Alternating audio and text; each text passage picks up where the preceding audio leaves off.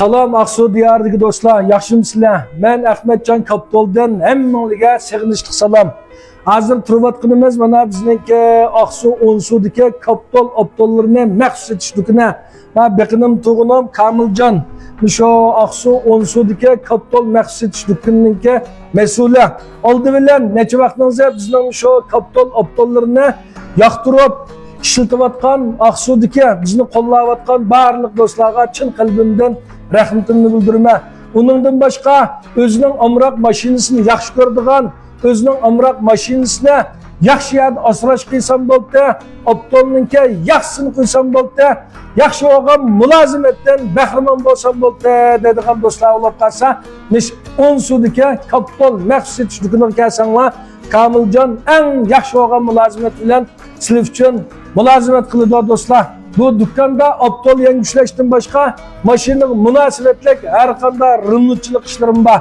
Shunga ashunda ishlarga ehtiyojingiz bor do'stlar bo'lib qolsa, mushaga kelsanglar, sizlar uchun eng yaxshi bo'lgan mulozimat ilib beramiz. Dükkanninki adresini bir depasa.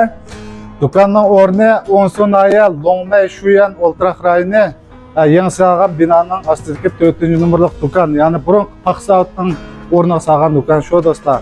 Dükkanimizda mulozimatdan motorini qilish, korobkani qilish, dipar qismini qilish, optol almashtirish, chaq yangishlash, arshu chaq yangi chaq tintatib butun shu remontga doir ishlar bo'lsa, ishlanmay mishak kasanglar sizlar razqig'dak ba'monat muvofiq do'stlar, ba'monat muvofiq shu muvofiq sizlarni shu razqig'dak holda sifatga kafolat qilgan asosda remontlab mashinalarni remont qilib yasab bersak bo'ladi.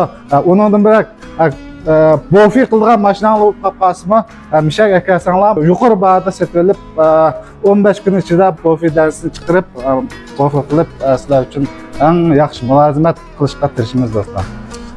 Mana do'stlar, unda bo'lib qolsa, sizlar biz uchun birinchi muhim bo'lgani tanning salomatligi.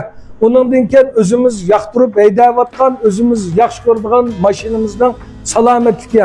Mashinam yaxshi tursa bo'ldi, u yerda mesel chiqmasa bo'ldi, yamanda meselsi bata dediganlar Kamiljon bilan aloqalashsangiz bo'ldi juma.